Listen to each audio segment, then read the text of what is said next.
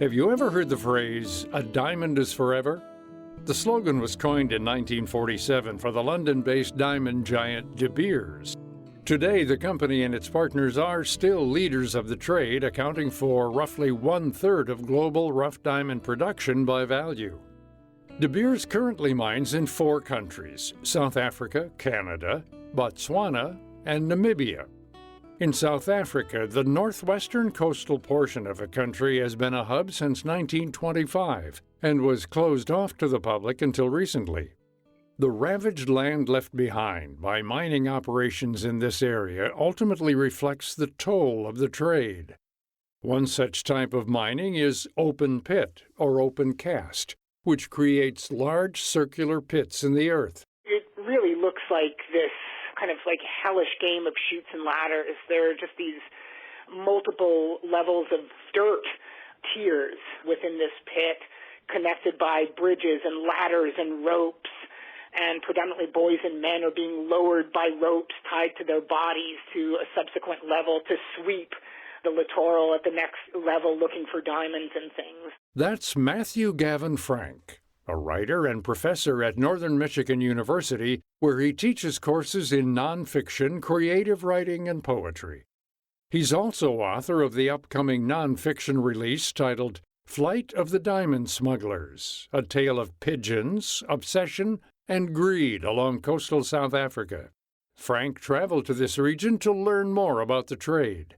He spoke firsthand with local diamond miners and some of the people employed directly by De Beers to oversee the work. When I was there, diamond sweepers, they were making the equivalent of like a nickel per carat found. Frank says that this commission-based pay could feed a small family on a cheap cornmeal-based diet. However, this life was based on reliance rather than forging a new path, and mining is dangerous work. In addition to the open pit method at the surface of the earth, there are also underground diamond mines. They would be working in chambers that were so tight that they would chip away at rock that was oftentimes mere inches from their bodies. And because they were charged with squeezing themselves into crevices so tight to chip away with their pickaxes, at the end of their shifts, there were these ghostly parades of human-shaped depressions left in the rock, like these hard outlines of the men who had previously labored there. Deep sea mining is another method dominant off the coast of South Africa and Namibia. Large ships head out equipped with long hoses that drop down into the water and disrupt massive parts of the seabed. What these hoses vacuum up, it's taken into just kind of the bowels of the ship. And there's a crew there that sifts through basically all of the dregs that's sucked up from the seafloor on the lookout for diamonds. Then there are independent diamond divers who just go down there in scuba gear with their own little vacuum hoses and vacuum along the seafloor and comb through the slurry later on looking for diamonds as well. So folks have gotten creative. With all of these compounding factors, Frank says that there's an illicit diamond trade as well that is pervasive. Workers attempt to smuggle out found diamonds in any way possible in order to make extra money. This includes strapping diamonds to trained carrier pigeons that can fly out of mines. Even folks who are laboring for De Beers, even the security guards, the mine security under, De Beers' employ, are involved in smuggling diamonds. So the pigeon method was just one of many well-known methods of smuggling, and it was frankly one that I found most interesting, but it was also one of the most rudimentary and one of the easiest ways to smuggle diamonds out. For much of the 20th century, the people of this region relied on the formal and illicit diamond trade. But starting in 2007, De Beers deemed the area to be overmined and started slowly pulling out. With a lack of work and the land decimated, many South Africans left in search of a new life. A lot of folks didn't have any place to go. Their families had been there since the 1920s or 1930s. So these are multiple generations of families who labored for the corporation. And so not only is this all they knew, this is all their parents knew and all their grandparents knew oftentimes as well. Frank says the infrastructure De Beers built in these regions has slowly crumbled over time, and the people left living there have tried to retool these ghost towns in any way possible. When they started downscaling and pulling out, they started providing absolutely nothing. And so some of the pit mines that have since been abandoned, the city mothers and fathers are now thinking about turning those into hazardous waste dumps. There's a proposal to make a prison from the old mining worker dorms. The human and ecological toll of diamond mining is clear, yet corporations like De Beers work hard to paint a different external picture. They're now perpetuating the very unscientific rhetoric that the land that they disturbed on the Diamond Coast of South Africa since 1925 has been so thoroughly ravaged that it is somehow magically reverted to what De Beers calls a pure state and pure Namaqualand territory, ready to regenerate itself, which it just totally isn't.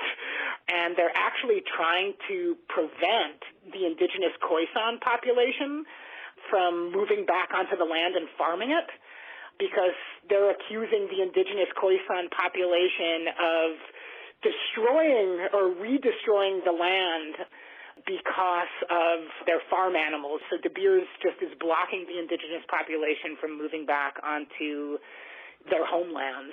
It's true that a diamond is forever, but what's the true cost of buying this gem beyond the monetary price that you see? Advancements in the industry have now given rise to lab-grown diamonds that are identical in every way, except that they're grown in a machine rather than the ground. This market is growing by between 15 and 20% annually as a new generation of younger buyers flock towards the option for its environmental sustainability, ethical transparency, and, ultimately, cheaper price per carat. As this section grows, who knows what the future of diamond mining may be? To learn more about this topic, pre-order Matthew Gavin Frank's new book out this February titled Flight of the Diamond Smugglers, a tale of pigeons, obsession, and greed along coastal South Africa. Also, head to Viewpoints Radio to find archives of past shows and guests. And for more behind the scenes, follow Viewpoints Radio on Twitter and Facebook. This segment was written and produced by Amira Zaveri. I'm Gary Price. As many as 89% of hospitalized COVID-19 patients are at risk of a complication called Cytokine Storm, a leading cause of COVID death. But there's good news. Hospitals across the U.S. are enrolling patients in a trial evaluating Lenzilumab, an investigational treatment designed specifically to stop this storm, even with only 1 day of treatment. Dr. Cameron Durant, CEO of Humanigen, the company developing Lenzilumab. Having a therapeutic that can significantly reduce the time to recovery from COVID-19 and send patients home earlier could dramatically impact the arc of this pandemic. Participating in the study means access to a potential treatment option in addition to standard of care therapies. Trial participant Mark Baranski shares his experience. I don't know if I received Lenzilumab or not, but I viewed the trial as doing everything I could for my recovery while contributing to the fight against COVID-19. I certainly encourage others to do the same. To learn more and find this trial near you, visit StopStorm.com. That's StopStorm.com. According to the FBI, one home burglary occurs every 26 seconds in the U.S., leaving many homeowners wondering how they can increase their safety and security. Experts recommend homeowners start by evaluating access points and strengthening door and window security. But many people still feel especially vulnerable to an intruder striking while they're at home and want to know how to protect themselves and their loved ones if this situation arises. One option for deterring home intruders is the pepper spray launcher home defense kit from Sabre, the leading pepper spray brand worldwide for more than 4 decades. Deploying projectiles filled with red pepper powder accurately from more than 60 feet away, the Sabre launcher effectively provides safety at a distance, which increases the opportunity to deter intruders and escape to safety. Designed for speed, accuracy, and distance, the Sabre launcher provides added peace of mind for homeowners. Find out more at saberred.com. That's SABRED.com. CREred.com. And that's Radio Health Journal for this week. Radio Health Journal is a production of MediaTrax Communications. Follow us on Twitter, Facebook, and Instagram to learn more. And check Apple Podcasts, Google Play, and Spotify for a library of past programs. Plus, you'll always find previous segments and information about our guests at radiohealthjournal.org. Join us again next week for another edition of Radio Health Journal. Coming up on Viewpoints. Why do people think this of me? Why do people think I'm gonna steal? The lasting impact of feeling like an outsider no matter where you go. Then, we can't write off a day, we can't write off a year. We have to always be able to stop and say, there was something good in here, and I have to be able to find it. There's always something to be grateful for. I'm Marty Peterson. And I'm Gary Price. These stories in depth on your public affairs magazine, Viewpoints.